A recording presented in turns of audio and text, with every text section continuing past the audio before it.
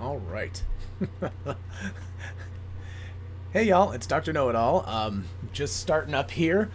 You can see it appears that things are pretty crappy today, so I'm expecting that we are not going to have a launch of the Starship serial number 9, but I am definitely going to open up my chat window, so hold on one sec. It's a little cumbersome because I have to be running the software in this window, and then I have to, okay, there we go. All right. Hey, hi Carter. I'm gonna keep my phone open down here so I can like watch what's going on and see what the chats are doing. So anyway, yeah, so we've got a live view from Lab Padre. I was looking at Everyday Astronaut, and his remote view from 6 miles away is basically a white sheet. So yeah, it's unlikely, and the winds look incredibly high. I think, what are we looking at? Gosh, that's out of focus right now. So anyway, it's pretty high. It says 23, but I'm assuming that's 23 miles per hour. I'm not positive which one it is, but since they have 79 Fahrenheit like highlighted, I'm assuming that's what it is that we're getting. So all right, so yeah, who knows. I don't see any venting yet. I just see an awful lot of wind going right now, so we're going to see whether it scrubs, whether it decides to stick around, and we will find out. Yep. All right, so let's see. Oh, good. Okay. So I can see we got 17 people watching. Excellent. Hey, folks. Yeah, this is also a little bit of a trial run for me. Oh, and by the by, if you're interested, check this out. Just literally came in the mail today. Ta-da! TeslaBot t-shirt. If you're interested, check in the description. There's a merch store thing, and you can get a 20% off discount right now. And also, let's see. Got cool tumblers, which is pretty cool. And a very nice coffee mug with the Dr. Know-It-All logo thing. So, yeah. So there you go. All sorts of merchandise just popped up. Good timing, right? Just in time for the live stream. I see a whole bunch on Lab Padre's feed. I see a whole bunch of autos going by, so that doesn't bode well for the launch happening anytime real soon. So, let's see. Yep. All right. So definitely still waiting. And let's see, what do we have in terms of chat? Gotta open this. Whoopsie. This is going to be much easier if I just do this in a window on my computer. Hold on one sec. Let me just open this up. Nope, I don't need to see that. I need to see my chats.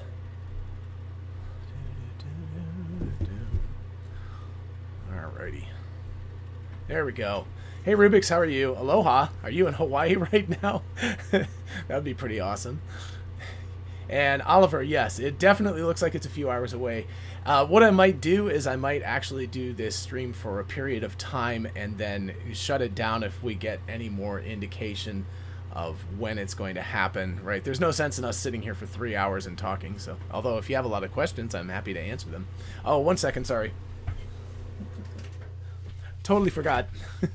It's rather cold outside right now. It's a really gray, gross day, so I had the space heater on. So anyway, but we don't need to have that working. All right, what else? Yeah, cool. Mr. 22, hello. There you go.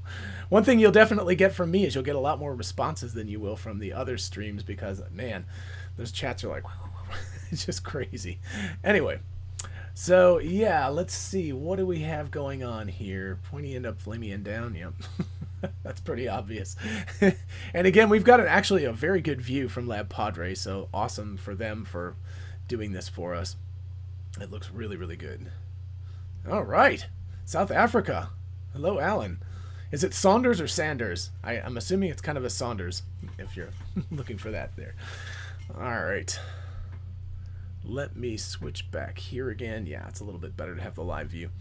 I don't know, still trying to work this stuff out, so I guess maybe if it ends up being a dry run for Tesla today, it'll be okay, because we'll have it, why am I not seeing? I want to see my chats, but I'm not seeing my chats.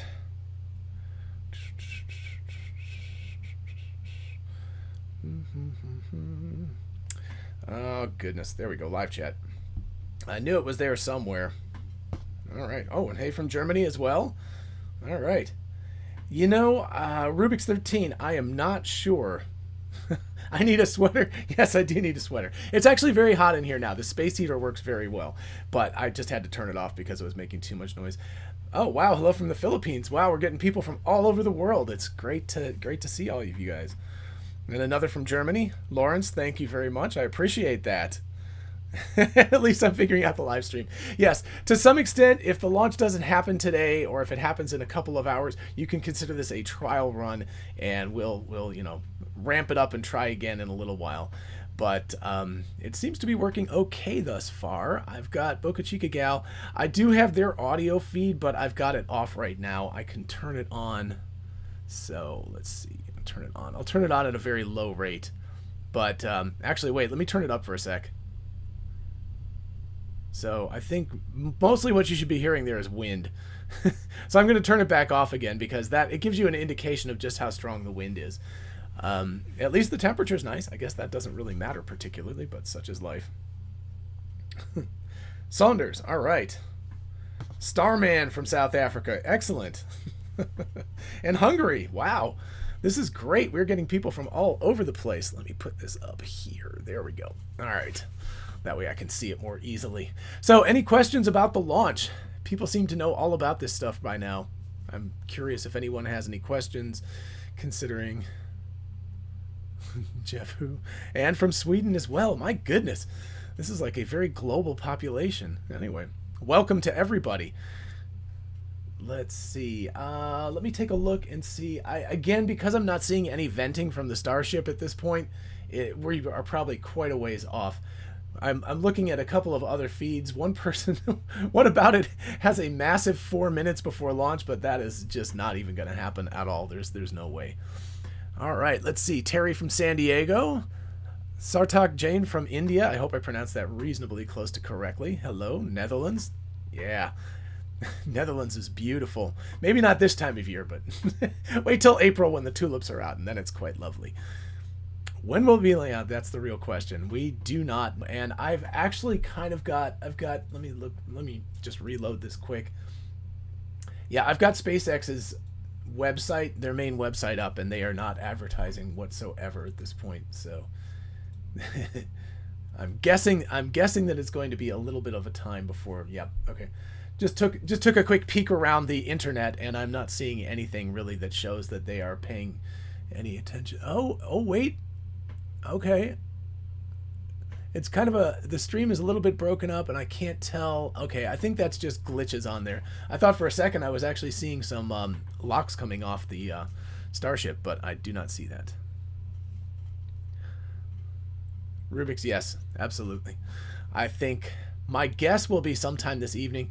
Also, just for one reason, because it's in general, I don't know, on the plain states, you generally tend to get a lot of wind during the day, and it tends to die off nearer to sunset. So my assumption is, as we get closer to sunset, we're going to have something good happen. That is true. SpaceX, yeah, they don't do any advertisement, and I can't remember, but they had a lot of views on SN9. So I'm no genius. I'm just trying to make this all work. Thank you, though. I appreciate it. Message retracted. Uh-oh. All right. Starman. Interessant. Yeah, okay. There we go. All right. Yeah, we can definitely tell. You can tell from the cars driving by on the road that we are not anywhere close to launch at this point, because they would have restricted all of that at this. Yeah. Plus the fact, of course, there's nothing really coming out of the Starship. And if you've watched any of these launches before, you definitely know that the Starship gets very, I don't know, it looks alive by the time it gets done. Did anybody catch the Crew Dragon? Oh gosh, what was it called? It wasn't Demo 2, I guess it was Crew Mission 1, whatever. But the first official one where the guys are still in the ISS right now. But did you hear the sound? It was so cool listening to the sound, because SpaceX had the microphones near the tower, and you could hear the entire thing breathing. I've read a whole bunch of really interesting novels, and not novels, but histories about the Apollo missions. And every single time the astronauts talk about how the Saturn V felt like it was alive when they were inside it. They could feel it breathing, and it was kind of creaking and breathing and spitting out things, right? Because the vents would go off and on. So it's super, super cool to think about how kind of alive these things are. They've got super chilled oxygen inside of them. So the entire structure is kind of, it's got pressure inside it because the oxygen, of course, is trying to boil off and explode. And meantime, it's all the metal is very, very cold from the stresses. So it's a really pretty intense kind of, you know, it is more or less alive, even though it's just a dead piece of steel there. It's amazing how much there is going on right before launch. So when you're changing the world, you don't need ads. That is true. All right. Well, thank you, Sartucker. Appreciate that. Where does SpaceX get their fuel for Starship? Will SpaceX live stream? Marcin, I do not know. I have not heard word on that. I've got the SpaceX website up, and I've also got the SpaceX YouTube channel up. So I'm going to keep reloading periodically because I figure they probably about 15 minutes before actual launch will go ahead and, you know, post something. Although they have not made a promise. For SN8, they definitely promised that they were looking into going ahead and streaming it, but I have not heard that they actually said they're going to stream anything this time around. So they may not stream it. We may be dependent on Lab Padre and Everyday Astronaut and others for putting up the actual view. So it's good to see that it looks a little bit better. I mean, I'm definitely seeing something where I think I can see some shadows maybe, so that's a positive sign. Where does SpaceX get their fuel? So the LOX, I don't know. I know that they are planning on putting in some local production close by. The RP1, or sorry, they're using RP1 Falcon 9. The methane that they're using, I assume that they are getting all of this commercially right now, the liquid oxygen and the methane. But I do know that they're planning on building facilities. I don't think they're finished yet, where they're going to be able to I'm trying to remember the word for it. I think it's render or something like that. They're able to actually take natural gas and render out the methane out of it. And that would, of course, save them on transportation costs and to make the fuel on site, which would be pretty critical, right? It doesn't matter that much if you're launching one Starship hop per month or something. But if you get to the point where you're trying to do this multiple times per day, it's going to be really, really critical to be able to have the Starship fueled up very, very rapidly. So, all right, the difference between SN8, SN9 besides the header tank modifications, I do not, David, I do not think that there is much of a difference between the two. I would assume that there's some software upgrades, but from the looks of the vehicle, it looks very, very close. So aside from the header tanks, and if anybody doesn't know, the problem with the landing of serial number 8 was that they're trying to use autogenous pressurization, which means that they basically bleed off some of the methane out of the main tank and some of the oxygen out of the main tank to pressurize these little header tanks, which are little balls that are kind of, they live in the top part of each of the main fuel tanks. And the deal is that those balls can stay very full, right? Those fuel tanks, the mini fuel tanks, can have fuel propellant inside of them, and that can actually live at full pressurization while the rest of the propellant drains out as the ship launches. And so when it's coming back in the belly flop position, it's sideways, right? So a large fuel tank that's almost empty, the fuel would slosh on the bottom. But these pressurized little balls of fuel tanks are pressurized so that there's enough propellant for it to start feeding when it's sideways, and then it turns. And of course, once it turns, gravity feed works, and it works fine. But they thought that they could use autogenous pressurization using bleed off from the main fuel tanks to pressurize, but that didn't apparently work with the original SN8 launch, which is why we had a nice fire explosion at the end. So what happens instead is now they're using helium to do that. So they have the little header fuel tank, and then off of that they have a little helium tank that's under very high pressure, and it bleeds off helium to pressurize that, to keep it, you know, fully pressurized, so that it's not sloshing around at the bottom. The big thing they don't want is slosh, because you don't want to try to fire up the engines and get air bubbles kind of shooting out in the mix of, you know, all of your propellant. So that would be no good. All right, let's see. Sorry, that was a long time to answer that one. So okay, okay. Today's Starship. Can they circumference of the circumference of the Starship, I don't think they can do that.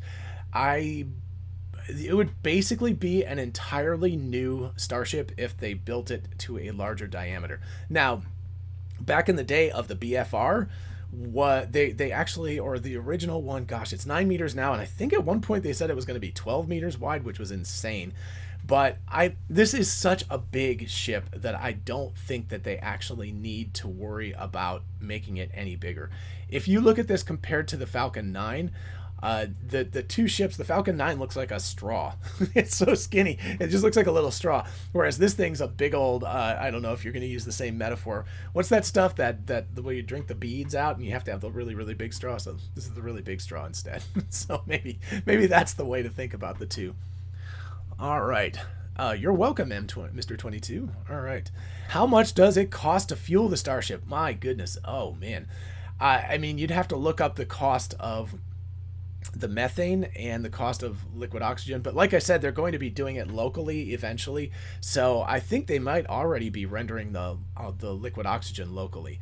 But I know that they have to get the methane from some fuel source at this point. I think it's kind of inconsequential at this point. Once they start flying for real, of course, they'll have to deal with all of the they'll have to deal with economies of scale. And so it should eventually cost very, very little compared to the cost of the rocket itself. The fuel is just a drop in the bucket. So whatever it is, I mean, we're probably talking about, it could be as much as a couple $100,000. But if you think about how much money the Starship is, a couple $100,000 is really nothing. So, all right. The difference is they will stick the landing. Yes, Rubix has it right. So that's the whole point of having the helium. And I'm pretty sure that that's an interim solution for them, because I know when they get to Mars or something, they don't really have access to helium there. So the goal would be, of course, to use autogenous pressurization eventually. But I think they're thinking, like, in the meantime, it's going to be a while where they're going to be on Earth testing it. So they might as well use something. Helium is what everybody else uses.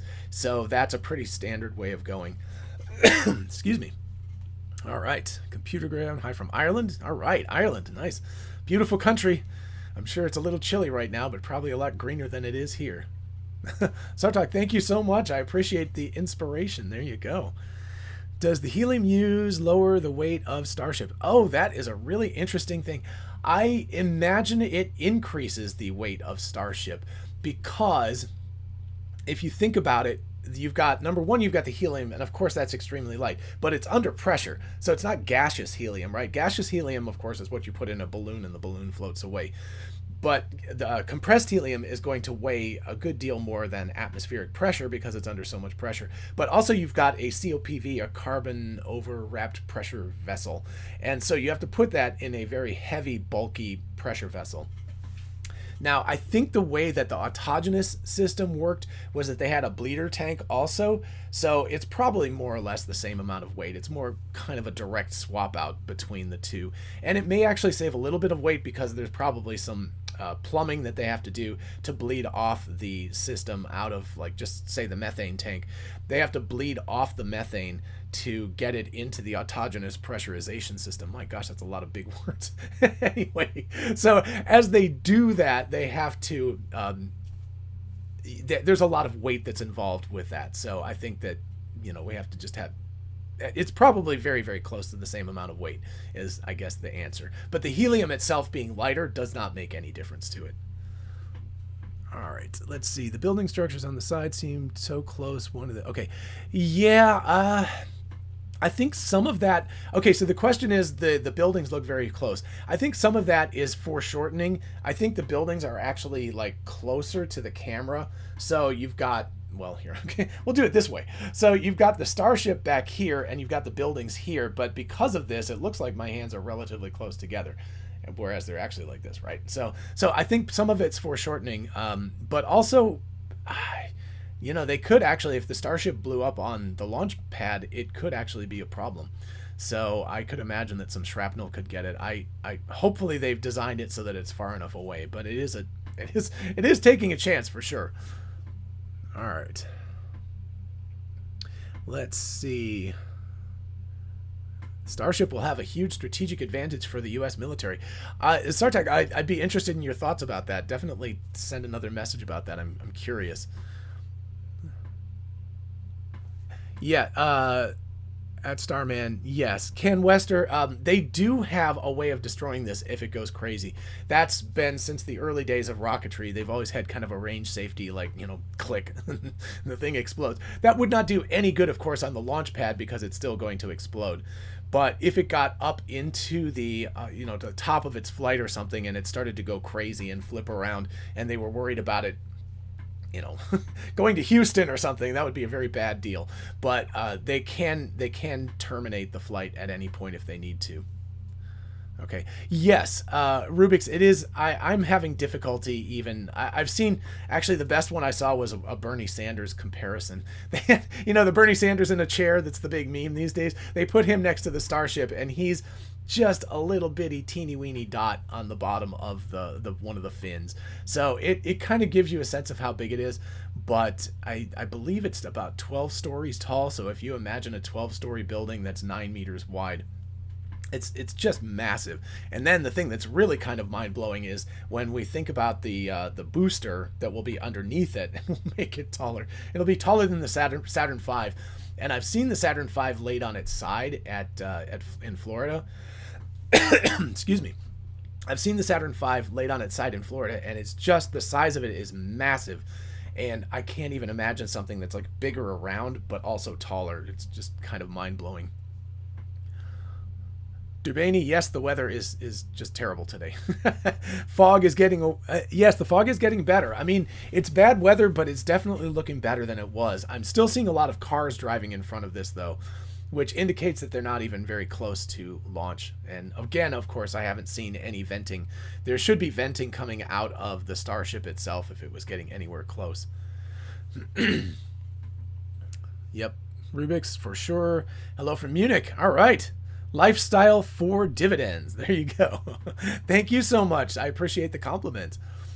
And cheaper accessibility to space. Yes, absolutely. There is for sure cheaper accessibility to space is the main goal of the Starship, because I mean, basically their main goal is to get this thing to Mars and to create a colony on Mars. But in order to do that, they have to make getting to space and flying through space way, way, way cheaper than it is currently. All right, slow mode. I think we can only type every... Yes, I did. Rubik's, I set it to like 20 or 25 seconds between texts. So I don't know. I can turn that down a little bit, but I also wanted to I wanted to keep it somewhat under control so that I could actually read the comments and make sure that I don't, lose track of what you guys are writing. So there is a slow mode on at this point.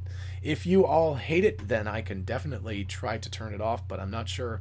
I'm not sure if I can do it while I'm actually streaming, so it might have to be the next one. The lean out was caused by low pressure in the fuel. Yes, exactly. Why did only one engine go lean? Oh, man. That's probably... So this is Mark Parker. That probably has a lot to do... So the question is, like, when we saw the serial number 8 landing, there was that lovely green flame, which was, what did they call it? Engine rich. Because basically there was too much oxygen, not enough methane in the fuel mixture, and so the oxygen started to react with the actual bell, the combustion chamber and the bell of the rocket engine. Really only one of the two that were lit at the time ended up being problematic and doing that, but it probably just has to do with the way the fuel was sloshing around and everything. So like I said, with the helium header tank, the idea is to provide much more consistent pressure so that we'll get a good fuel pressure throughout the landing sequence, especially at the beginning. So I just as a guess, the pressure that was coming out of the autogenous system was probably good at the beginning, but then what happened was as the fuel started to drain out of the header tank, there wasn't enough methane coming in through the pipe to recharge or repressurize the whole thing. And so the fuel started sloshing around, and just due to the vagaries of all the plumbing and stuff, one of the engines caught it worse than the other one. So there you go. Oh, thanks, Rubik's. I appreciate it. Giving a presentation to 60 people. At least I'm used to teaching, so there you go. Dominic, hello from Croatia. Hi, Croatia. Awesome to see you. All right. yes, the actual distance is very, very far away, for sure. These, again, just remember these, like if you look at the Star Hopper on the left, that you can see the little kind of squat water tower looking thing, that was a very, very large vessel that flew. And of course, that was the first Starship or whatever, Starship prototype test. And you can see that, you know, that thing is just tiny compared to how big the Starship itself is. So yes, it's absolutely massive. It's really kind of hard to wrap your mind around how big this thing is. Why don't they use steel or iron sheets on landing pad to avoid concrete debris? Oh, that's interesting. So Shawshank, good question. I do not know the answer to that. I imagine, so they've got, what they have for their launch pad is they basically have concrete with, I can't remember, I'm blanking on the name right now, but if anybody remembers, let me know in the comments. It's a coating that they put on top that's extremely heat proof, but it can get, the coating itself of course can get destroyed. My assumption is that something like steel would actually just melt because the flame would be too hot. So, and concrete is also much, much easier to repair, right? If you need to, you just pour some more concrete on top of it and reseal it, and you can go ahead and do it. Whereas the steel, you'd have to go and, you know, purchase more, and you'd probably need really, really thick steel to make sense. So, yeah. All right.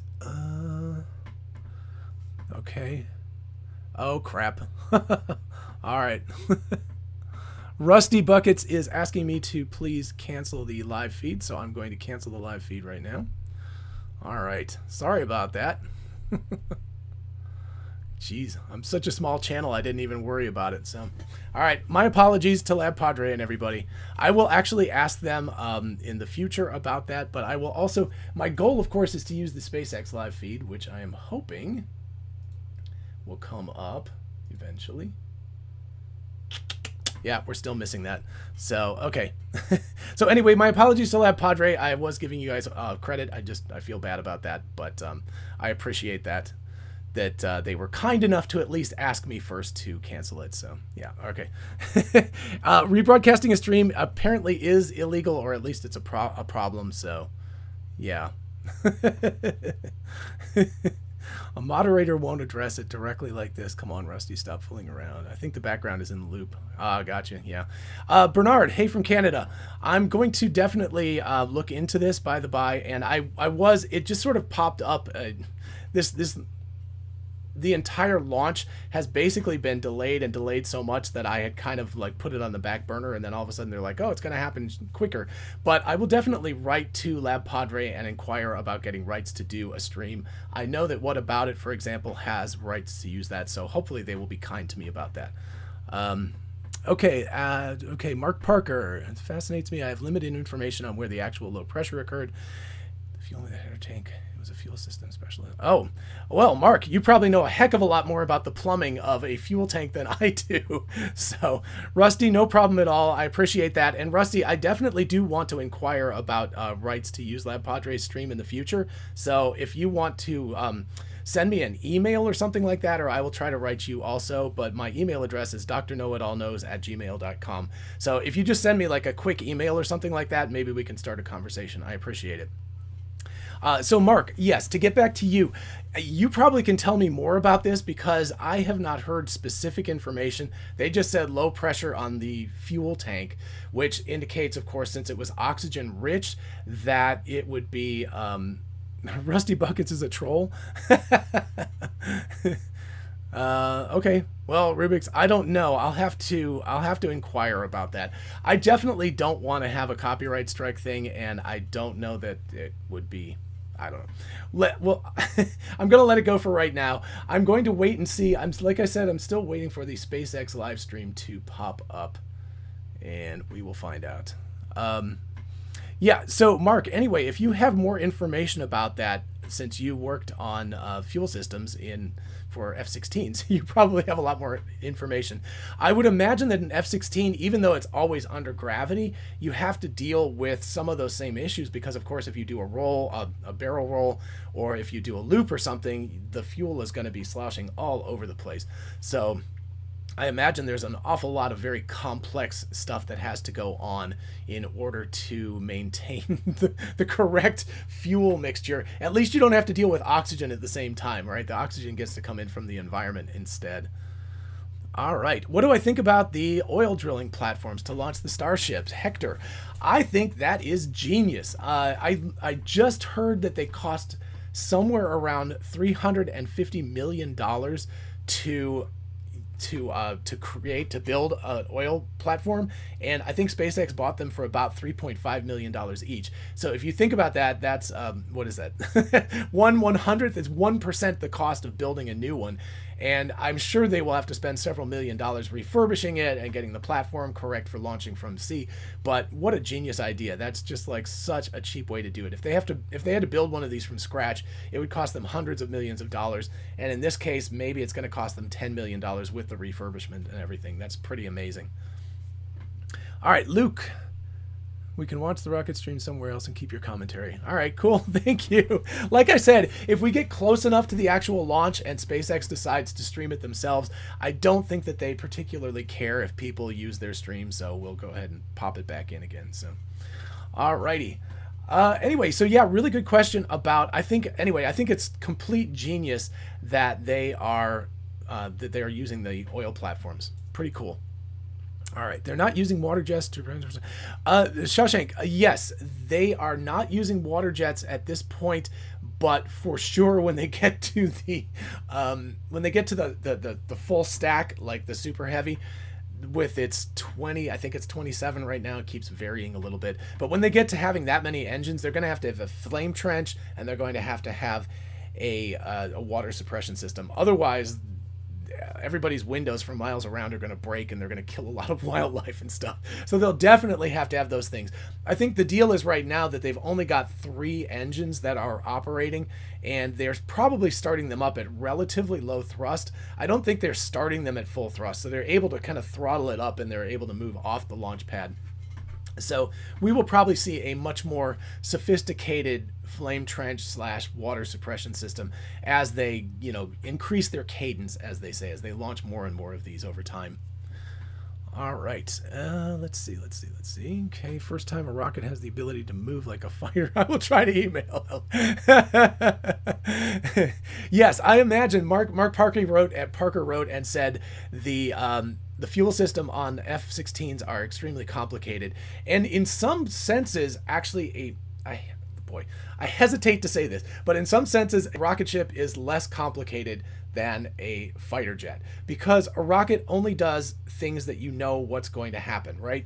You create a plan for a rocket, and you say this rocket's going to take off, and it's going to rotate sideways, and it's going to move through a series of different events, and it's going to stage, and then it's going to get dropped down, and it's going to land. So we know everything it's going to do, whereas with a fighter jet, it's all about designing it, way over engineering it, so that it can basically do anything that the pilot throws at it, which could be way out of spec for what someone expects it to do. So again, you're not going to have a rocket ship that's just suddenly going to, in the middle of its flight, do like a loop-de-loop or something, right? It's not going to do that. It's going to go on if it does that, the range safety person's going to explode it. So fighter jets, actually, I imagine their fuel systems are actually more complicated than a rocket fuel system. Now, the actual, I don't know. Anyway, I don't even want to get into it because both of them are so complicated. It's really interesting.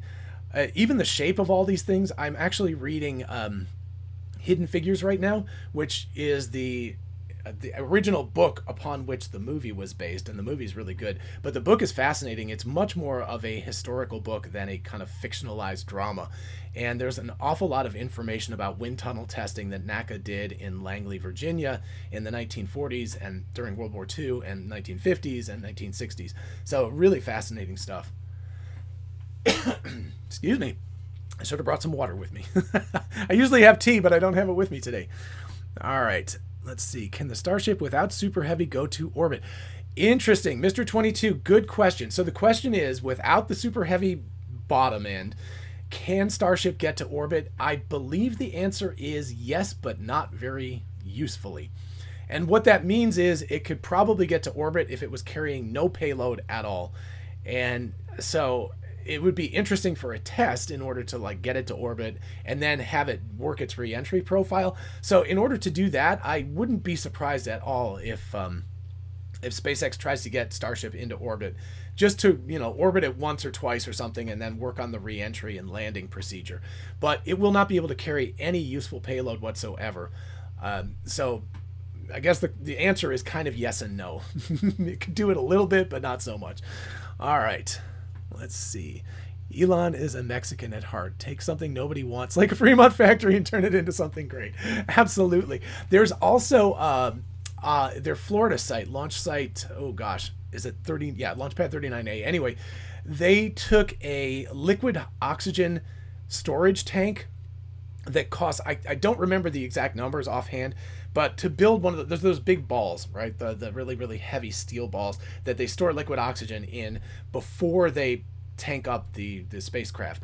And there was one that was lying around from the space shuttle era, and it was just kind of rusting out, and they basically got it for almost free, and they had to spend a bunch of money to refurbish it, but I think it cost them something like 5% the cost of what it would have cost to have created one of these themselves, or to pay for somebody to make it. So yes, they're very I don't know if that's racist or not. It's actually in a good way, if anything, because it's really amazing. It's kind of that what's that, free cycling. It's like free cycling. So it's a really cool thing that space is always looking how to save a dime on something. It's just amazingly cool. All right. Yeah. The stock this morning followed the same path as so it's just sitting there, huh? Not much is happening. All right. Thanks for the explanation, Mr. 22. Absolutely. Griffin Van Beek, for some perspective for you all, 1 to 2% is payload, 8 to 9% is structure and avionics, and 90% is fuel. Exactly. Yes. As Griffin said, most of a rocket is fuel. So there's not an awful lot of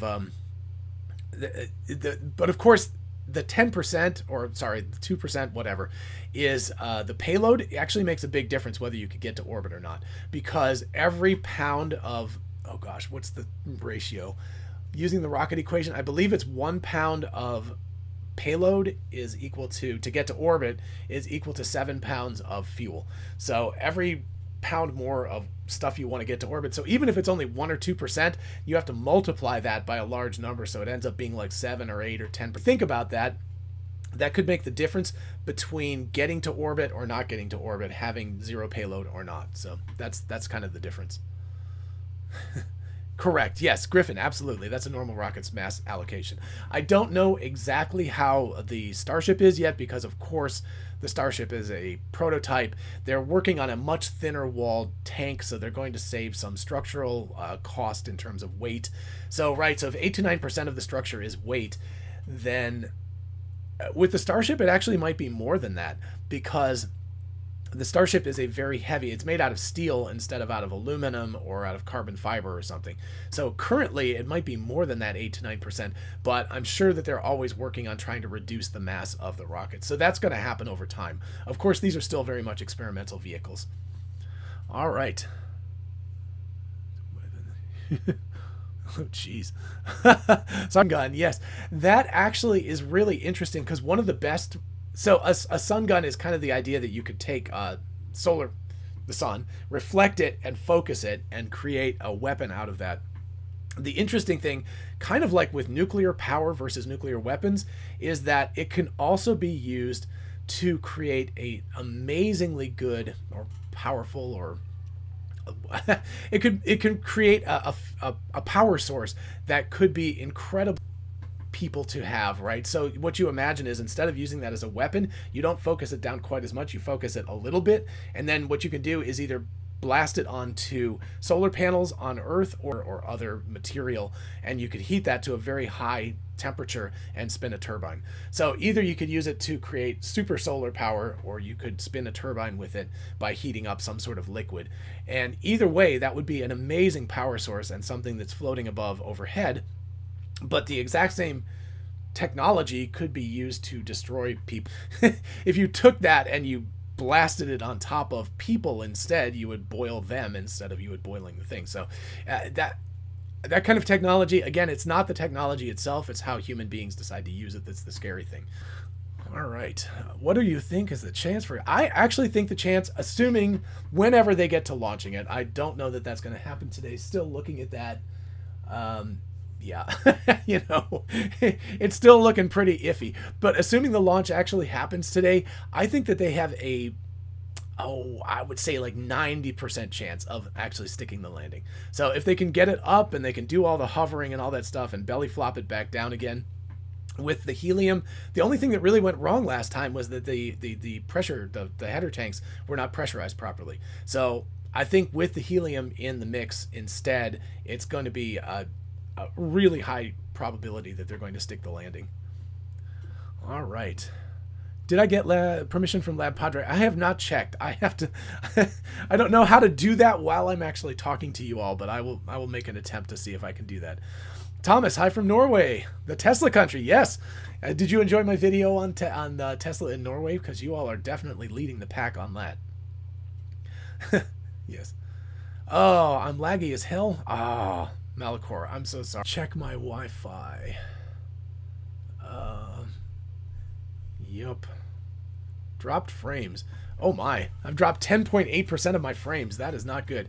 Let me see. Oh, goodness.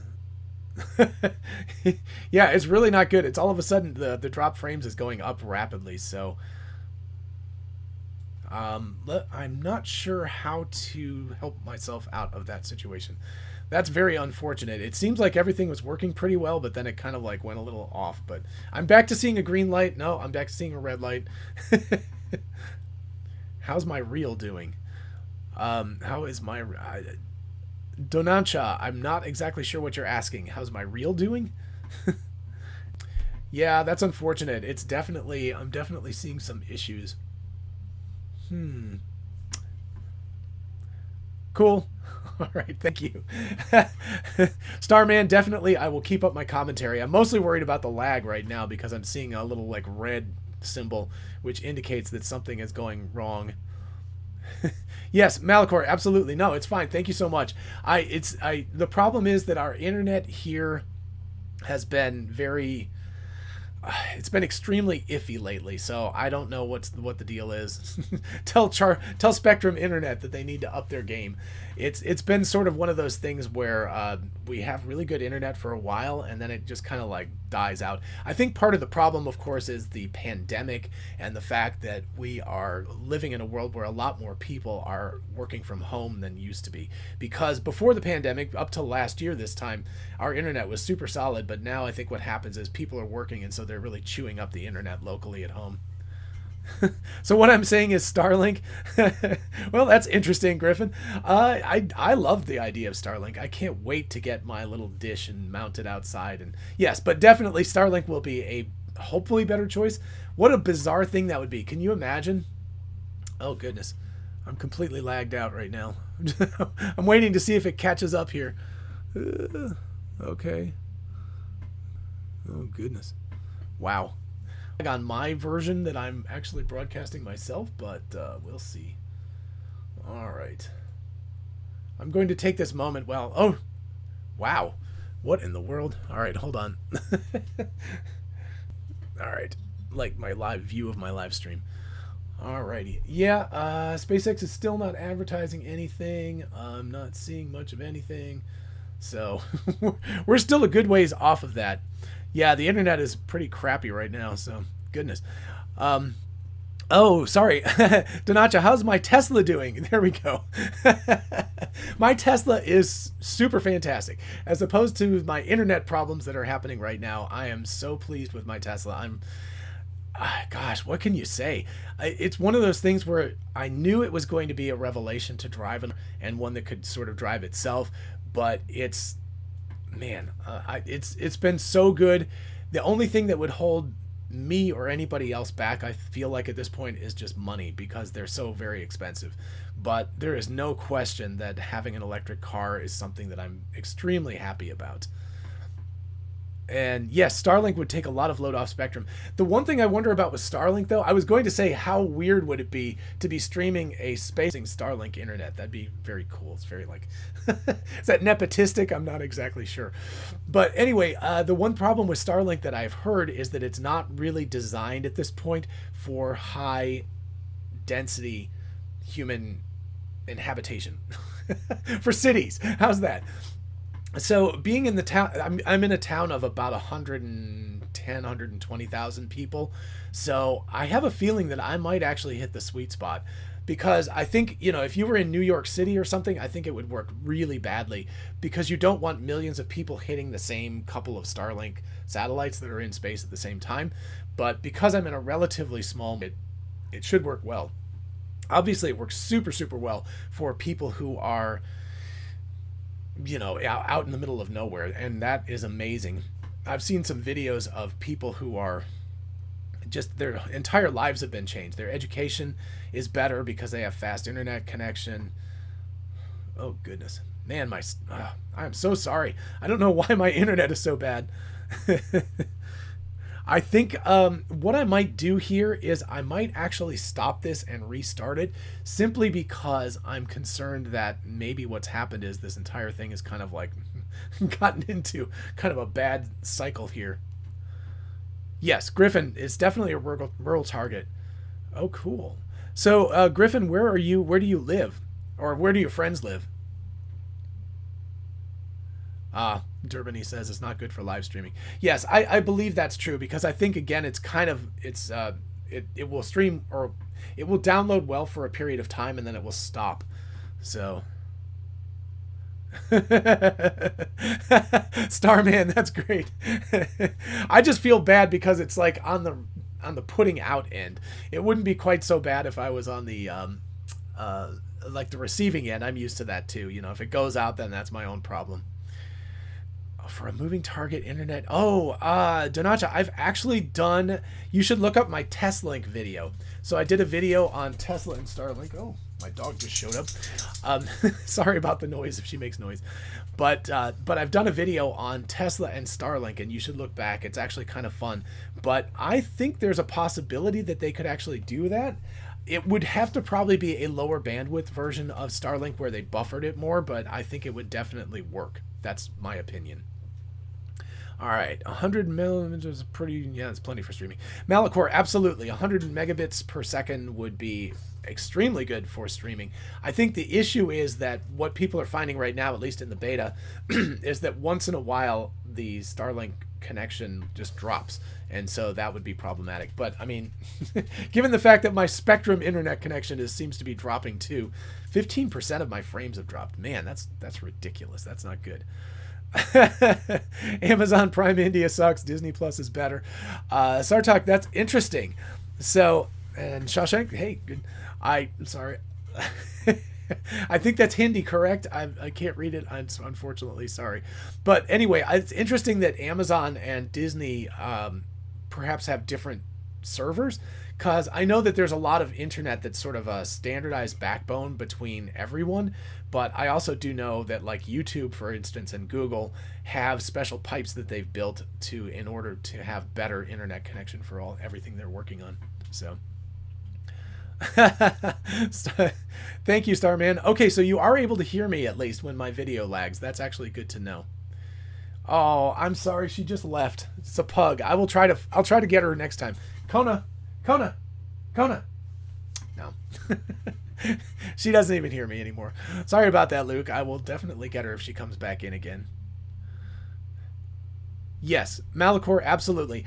Again, Starlink is very much in beta at this point, and it will not be in beta in, gosh, you know, at the pace they're going, it probably won't be that long. I expect that they'll be able to start doing global coverage 6 to 12 months from now, and by that time, with that many satellites that are available, I think that we will probably have some really, really solid connection, and it will actually be much, much better than what I've got, at least. Because again, I don't know if people from other countries know this, but in the United States, the internet is very monopolistic, and so I don't have access to like 6 or 7 different internet providers. I only have access to like 2 or 3 internet providers here.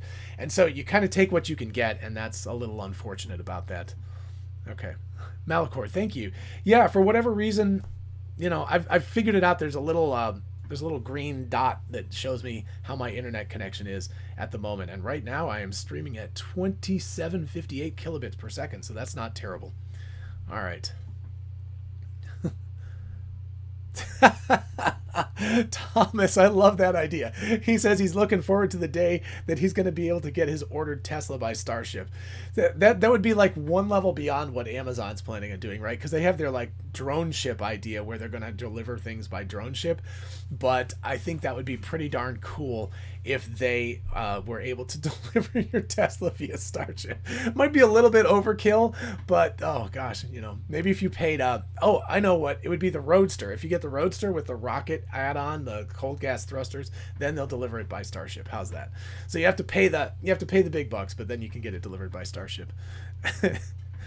All right, Griffin. Friend of the affair got transferred to work on Starlink last week, so they're definitely ramping up big.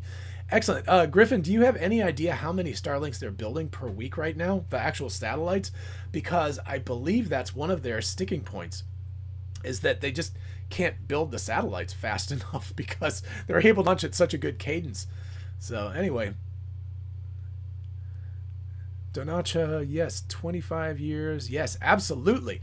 Starship I was only 4 years old when the Apollo 11 launched, so I barely remember that, but this is by far the biggest thing, and certainly the most exciting thing that's happened in decades.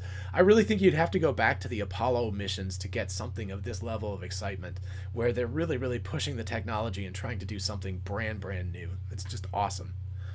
All right. Shawshank. Oh gosh, my educational qualifications. There's actually a video, if you go to Dr. Know-It-All, the YouTube channel, like the basic one, the background, there's a background video that actually describes a lot of information about that. But in brief, I have a PhD in English from Ohio State, a master's in English from Ohio State, a bachelor's degree in physics from Princeton, and a master's of science in artificial intelligence from the University of Georgia, where I teach. Excuse me. I really should have brought some water with me. It's hard to talk for this long without needing some water or something. So anyway, so that's very quickly my background. The weird thing is that I teach like AI stuff, but I also teach a lot of computer animation and sound design and so forth. So I do a lot of sort of more creative work on. It's like creative and AI work, which is really cool. So I tend to not do things like self-driving stuff, but I definitely use convolutional neural networks to do interesting stuff with sound and video information and do some creative stuff with it too. So there you go. That's the super brief nutshell version of it all. All right, Bernard. Hey, Bernard. Do you know about the Transport 1 mission last week? Oh, yeah, yesterday, in fact. Yeah, right.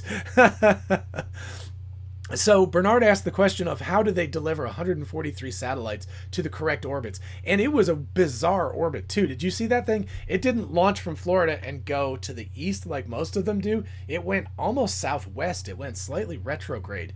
So it flew over Cuba and other countries, which I assume they had to get permission for. But once they got to orbit, that deployment thing was absolutely bonkers. They were it looked like what they were doing was kind of releasing like bunches of them at a time. But I honestly don't know. The logistics and the complexity of trying to figure out just one, right? Just to do one satellite and take it into orbit and put it in the correct orbit is incredibly complicated. To do that to 143 different satellites was just mind-blowing. So I assume what they did was they got to the correct place in orbit for each one of them close, and then they would release it, and then that would have a small ion thruster or something, and so over the next several months it will adjust its orbit to where it needs to go. But still, to get it as close as it needed to go with all of those different satellites, the amount of planning and the amount of calculations it would take to do that are just mind-blowing. Pretty amazing. Griffin, $120 per month, is that for Starlink? Is that correct? But that data was a while back. So I believe Starlink in the United States, what I've heard is $99 a month, but I'm not positive about that. So it's possible if that's Canadian or something like that. But anyway, yeah, it's not cheap. It's certainly more expensive than my current internet, but I would definitely also get it because I think it's just such a cool thing. So yeah, hopefully that will work out. Yes, Malachor, polar orbit. But it was a weird polar orbit too, because at least if I looked at it correctly, and maybe the satellite track or the trajectory track was a little bit weird, but it almost looked like they took off and not just went due south, but they actually went slightly southwest to get into that polar orbit. So, and it's possible because they were trying to avoid as many of the Caribbean islands as possible, but it was just an amazingly cool trip. Also really weird to launch into a polar orbit from Florida. That's normally something they do on the West Coast from Vandenberg. So really interesting stuff. Rowan Gopi, yes. Hey Doc, once Tesla gets Dojo operational, do you think they will sell the service?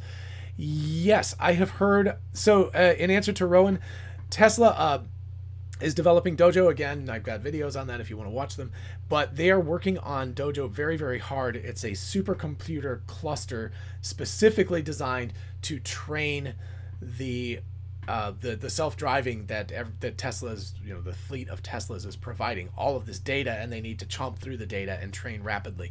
So the question is whether they're going to release it as a software as a service. In other words, kind of like Amazon Web Service or Google or something like that, whether they will put it out there for everybody to use. And my understanding is that they will, actually.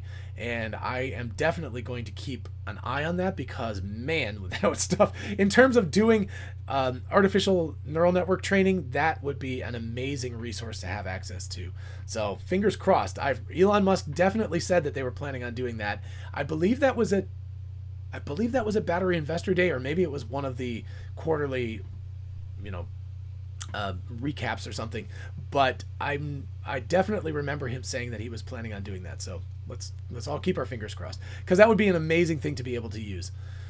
Griffin again, orbital mechanics takes a ton of math. Griffin, do you actually do orbital mechanics?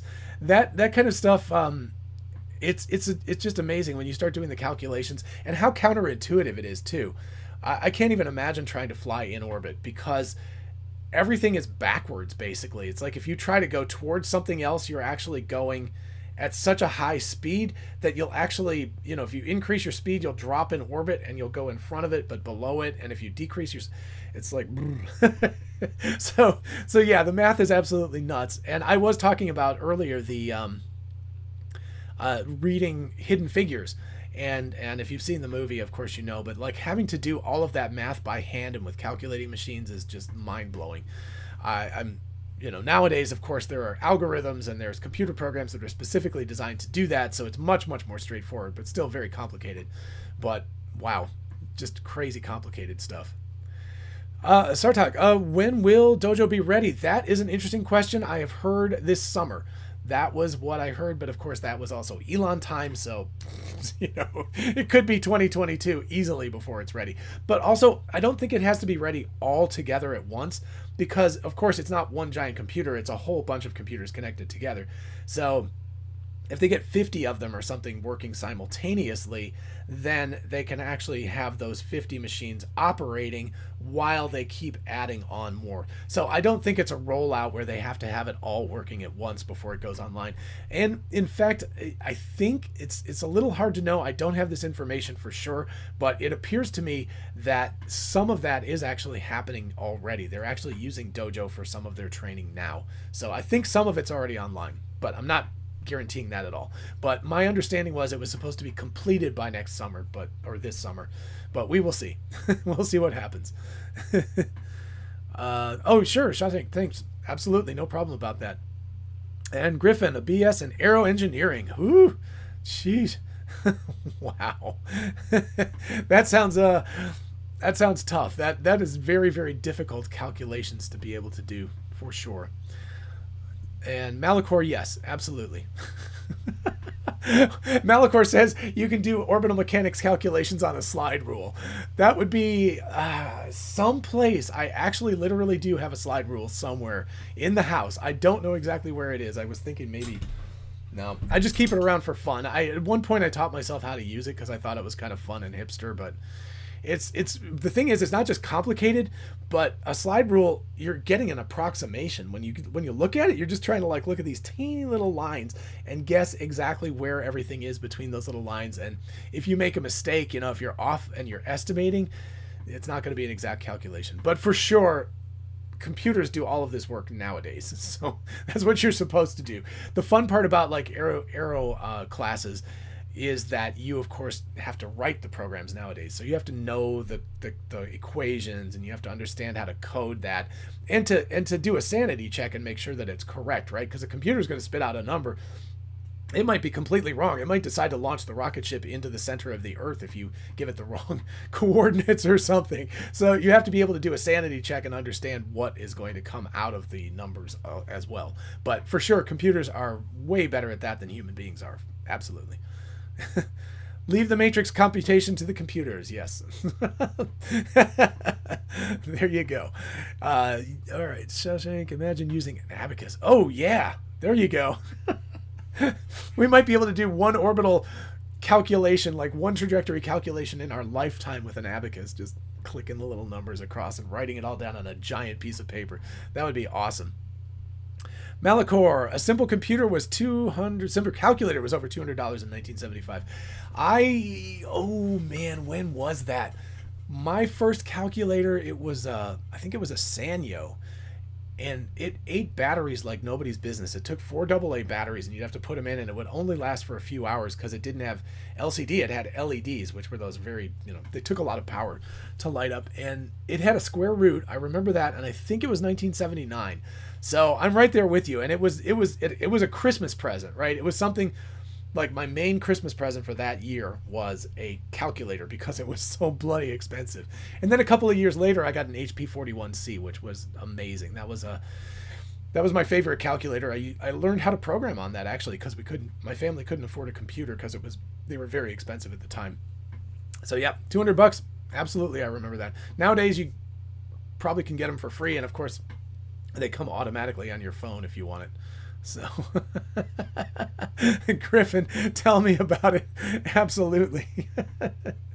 By hand checks are terrible. I've been doing some neural net checking lately and kind of walking through simple examples by hand in a spreadsheet.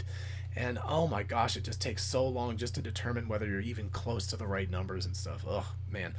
Anyway, but you need to do it. You need to know how to do it, because if you don't do by hand checks, sometimes you get bad output and you just don't even know about it. All right. Sartak, when is Elon bringing tons of gold from asteroids and crash world's financial system? There you go.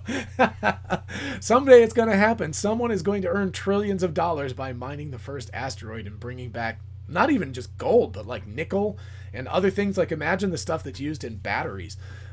If you could bring back tons and tons of nickel, you could crash the entire market of nickel. So there you go.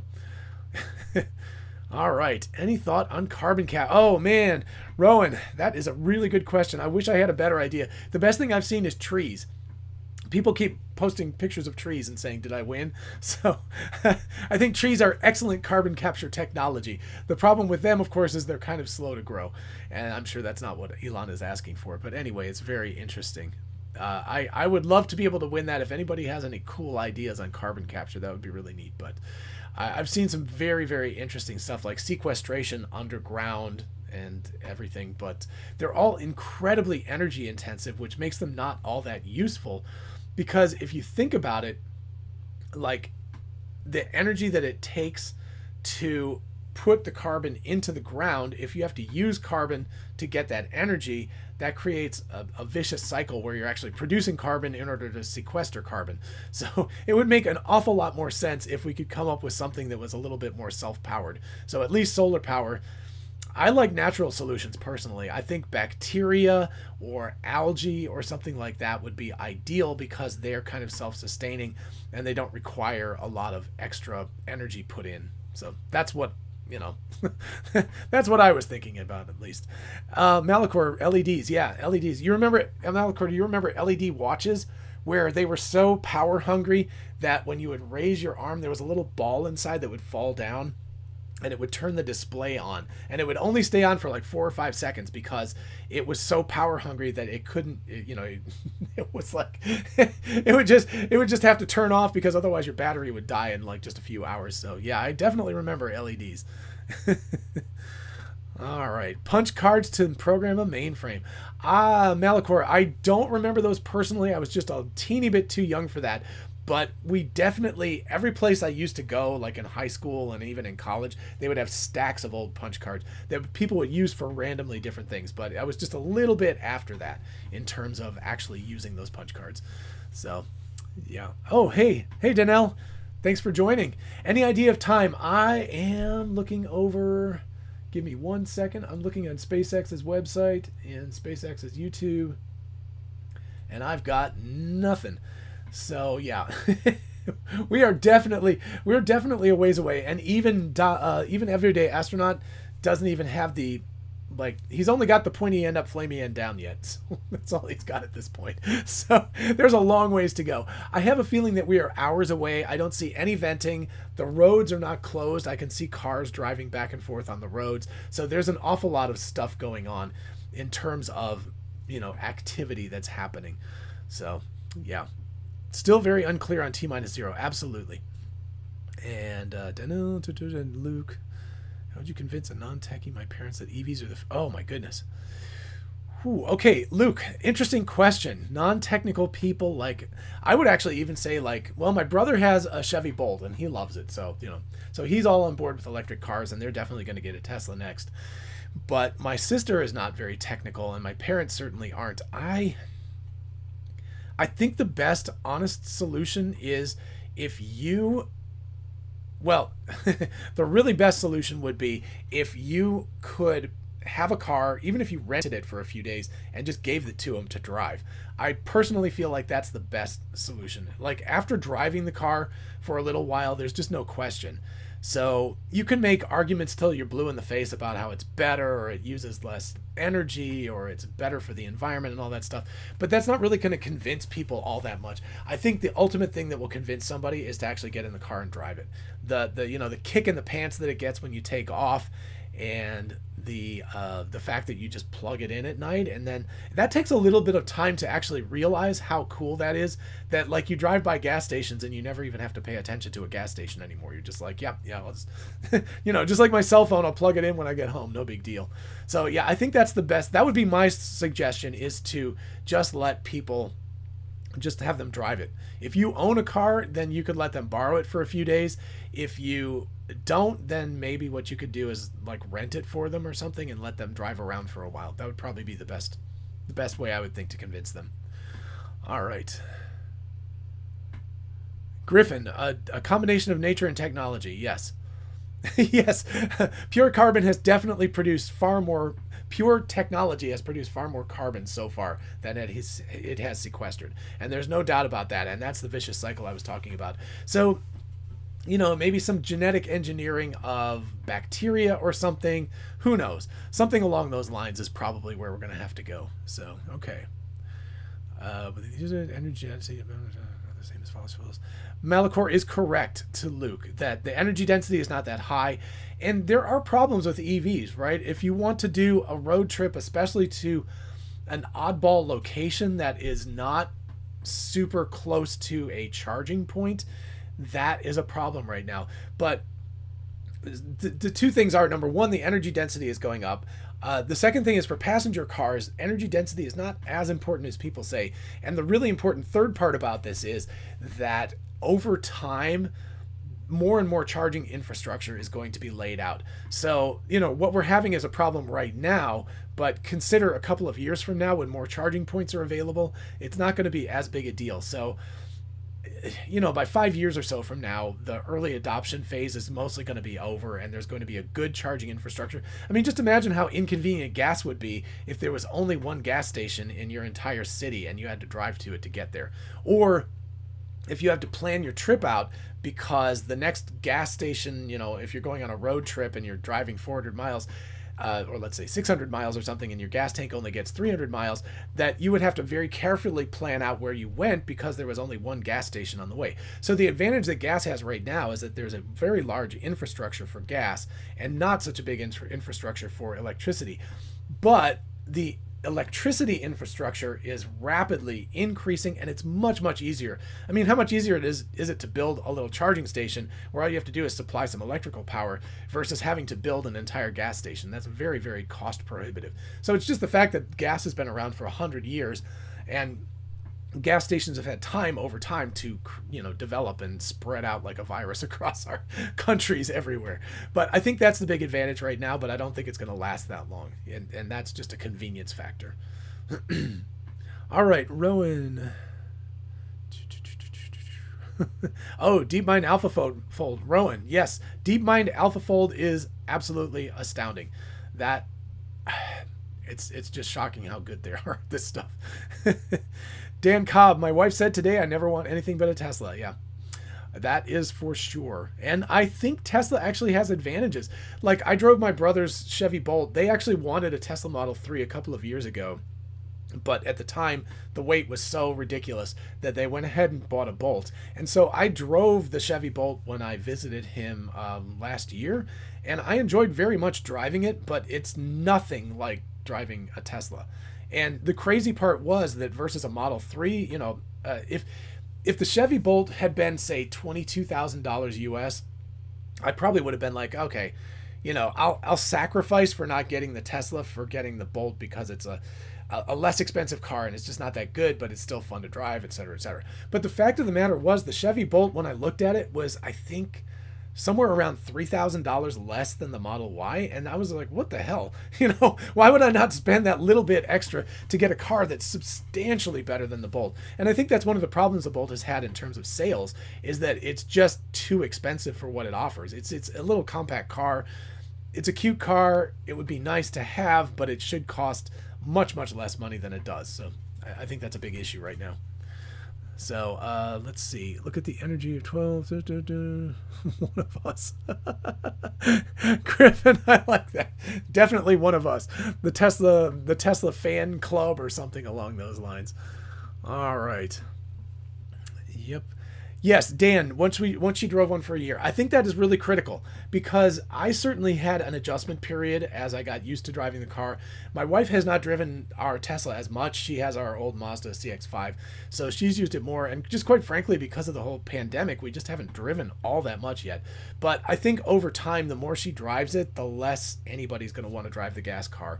And so that gas car, on the good end of things, if we can resell it before the gas car crash, we should get good money out of it because we won't put a ton of miles on our Mazda because nobody's going to want to drive it anywhere over time. So yeah, there we go. Malachor, the transition to ES. The transition to EVs is definitely not overnight.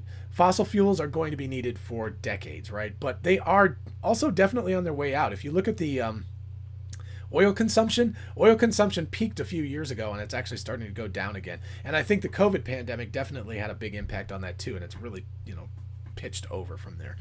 So yeah, how they feel to drive, and they're great cars. Just because they're green, people think. Yes, Luke, absolutely. I think that years ago, like when the Honda Insight came out, actually, honestly, to some extent, the Prius, it felt a little bit like a sacrifice to drive a hybrid car because it just didn't have great pickup or anything. But the deal with Teslas are they're just great cars. And that means that who cares, right? I mean, I really care about the fact that they're green. But in order to make a sales pitch to somebody, you just let them drive the car, right? They'll go like, wow, this is a great car to drive. And it's not going to really matter ultimately to a non-technical person, whether it's gas or electric or whatever. But over time, they'll realize that an electric car is simply a better car when it's designed properly. Roland, hi from Switzerland. Hey, how are you? You subscribed to my channel before it was cool. That's awesome. I definitely spent plenty of time in the wilderness when no one was paying attention to me. So there you go. It's nice to have some people watching. I appreciate that. Shawshank, what do you think? How many solar panels can we build until we run out of semiconductor metals? Oh gosh. Ooh, I mean, rare earth metals are going to be a big problem going forward. And that's true for computer chips too, right? I mean, we need solar panels, we need lots and lots and lots of computer chips. We have many, many issues going on. So I think that you know, it's going to require a lot of materials, and hopefully we'll get to the point where we can use the Starship to go out and go to asteroids and mine some of that material that we need. So with luck, we'll be able to help ourselves out of that situation. But it is going to be a really big sticking point. The other thing is, hopefully what we can do is start to recycle a little bit more effectively. And the recycling will allow us to reuse a lot of the material so that we don't have to keep digging it out of the ground. All right. Can we create artificial lighting using small nukes to convert CO2? Whoa! Sorry, that's a scary thought. Just exploding nuclear, like carbon or something like that. I don't know. That's a pretty scary thought, but there you go. Rubik's, how am I liking the... I need to trade it in with a Model 3. Rubik's, are you talking about the Chevy Bolt? Because that's my brother's car. That's not mine. I have a Tesla. I have a Model Y, and I'm very, very happy with it. So no problem about that. Rowan, you want to get a Tesla, but oh man, they still don't sell it there. That sucks. That's kind of a little bit ironic that Elon Musk is from South Africa and you still can't buy one there. He needs to fix that. I do understand. I mean, he's obviously working one market at a time, and I guess India is coming next. But hopefully once they get India worked out, I don't know. It's not like it's that close or anything. But anyway, hopefully you'll get one soon. They are amazing cars. They're definitely worth looking at. And Griffin, yes, recycling was going to be huge. Is it Redwood Materials? I think Redwood Materials was started by one of the former Tesla employees, and it's an amazing thing. They're still very much in early days, but they apparently have just amazing technology involved in being able to recycle batteries. So they're assuming, there's going to be a gigantic influx when car batteries start coming in. Right now, cell phone batteries, other things like that, laptop batteries, some car batteries, but they're going to have a massive influx, and they're going to be one of the lead players, I think, in recycling batteries. So I think that'll be great. Oh, wow. Central South Africa. You've never even seen a Tesla. Wow. Yes, Redwood, Sartec, India got 50% import tariff. What? Are you kidding me? Oh. They're definitely going to have to open up a factory in India, or else that's going to be ridiculous. Especially because of the fact that I know in India, the cost of a car is, I believe, somewhere in the $10,000 to $12,000. The average cost of a car is like $10,000 to $12,000 US. So a Tesla, geez, I mean, the cheapest one, if it's like $40,000 plus half of that, another $15,000 or another $20,000. That's a $60,000 car. That's 6 times the average cost of a vehicle in India. That is not going to go over well. They'll sell a few, but they're not going to sell very many. Whew, man, that is a huge import tariff. Ridiculous. Alrighty, folks. So I think I'm going to... we're just not getting any closer here. I'm not seeing anything really in terms of anything happening. So I think what I'm going to do is sign off the live thing. I'm going to come back when we are a little bit closer, like a half hour. So definitely stay tuned. Thank you all so much for watching this. This is really wonderful. Griffin, yes, I do think that keeping their manufacturing local is probably what India is after, and that's a good thing. I think protection is good. 50% seems an awful lot, but I do understand their import tariffs. So anyway, I'm going to sign off for now. Thank you all so much for watching this, and I'm going to keep an eye on this, and when you see it getting to somewhere around the half-hour mark, just pay attention and watch again. I'll post a little thing notifying you that it's coming up. But thank you all so much for watching. I appreciate it. Sorry we didn't have anything really exciting to talk about yet, but it looks like the weather's getting better. Looks like the sun's getting better. Things are getting better. I'm going to try to talk to Lab Padre in the meantime and get some sort of permission to do a live stream. That would be awesome. And I will talk to you all later. Thank you all so much. I will see you soon. Bye-bye.